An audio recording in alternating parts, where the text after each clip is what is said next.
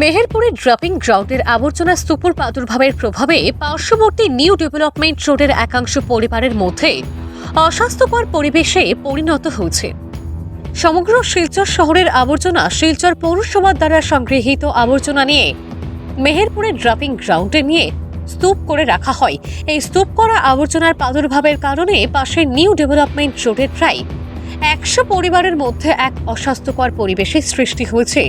বসবাসকারী মানুষের শরীরে দেখা দিয়েছে নানা রকমের রোগের দেখা দিয়েছে, এমনটাই বললেন এলাকার ভুক্তভোগী জনগণেরা।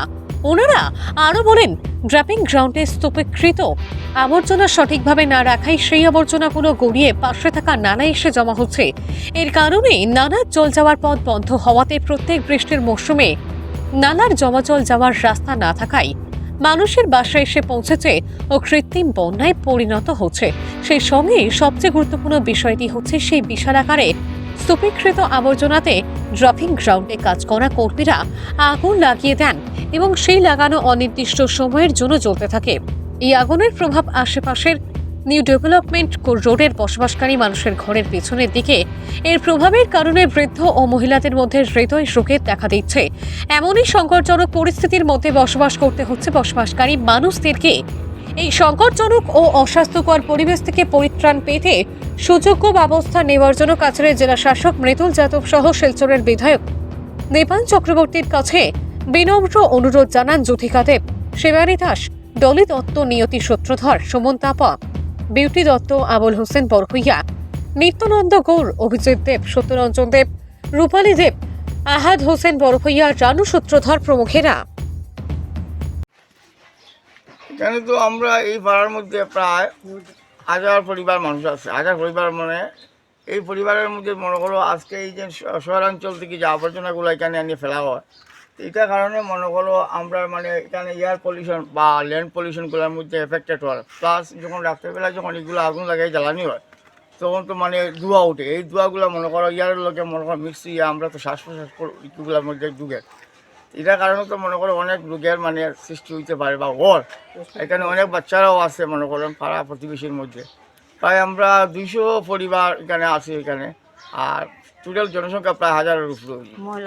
হ্যাঁ, এছাড়া তোমার মনে করো ময়লা, হ্যাঁ, ল্যাট্রিন, এগুলো তো এখানে নিয়ে মানে ঝগড়া খেলা হয়।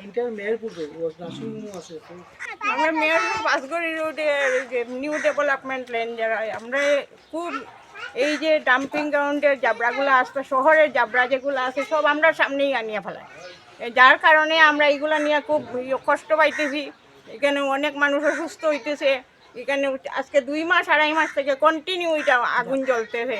এই ধুমাগুলায় মানুষের ক্যান্সার হওয়ার, হার্ট অ্যাটাক হওয়ার, যার কারণে আমরা এটার কীভাবে সমস্যাটা সমাধান করা যায় এটা আপনারা দেখতা। আমরা আজকে এইগুলো নিয়ে সব এক জায়গায় জড়িত হইয়া এগুলো নিয়ে আলোচনা করছি। নালাটাও বন্ধ হয়ে গেছে। এখানে যে একটা নালা আছে ময়লা জল যাওয়ার, এই এরিয়ার জলগুলো যাওয়ার, এই নালাটাও বন্ধ হয়ে গেছে এই জাবরাগুলা পড়িয়া। এখানে বিভিন্ন নার্সিংহোম আছে, তারপরে অঙ্গনাদির স্কুল আছে, ইংলিশ স্কুল আছে। সব বাচ্চাগুলো এইভাবে সারাদিন গন্ধ বাতাসের মাধ্যমে পড়তে লাগে। এই পড়াশোনা করে বাচ্চাগুলো অসুস্থ হওয়ার। সুরেশগুলা স্কুল আছে, সুরেশগুলা স্কুলটা তো পুরা সামনে। কাকে অনবরত আনিয়া এই স্কুলের বারান্দায় টারান্দায় জাবলা ফালা এগুলোর মধ্যে দুপুরের খানিটা নিয়েও আর বাচ্চারা অসুস্থ হইলে তো কেউ রিস্ক নিত না।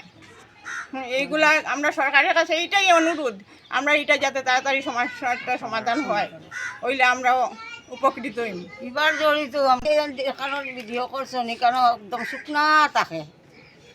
আমরা সবজি বাগান করি করি, কিন্তু এবার দেখলাম যে আমরা বাড়িতে এবার যদি প্রথম জড়ি যে দিব, প্রথম জড়িতেও আমরা বাড়িতে জল দিব, ঘরে দরজায় জল,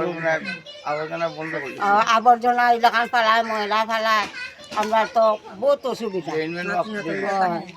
নাতি নাতন লিয়ে আমরা থাকি, বাচ্চা খাইটা ডেইলি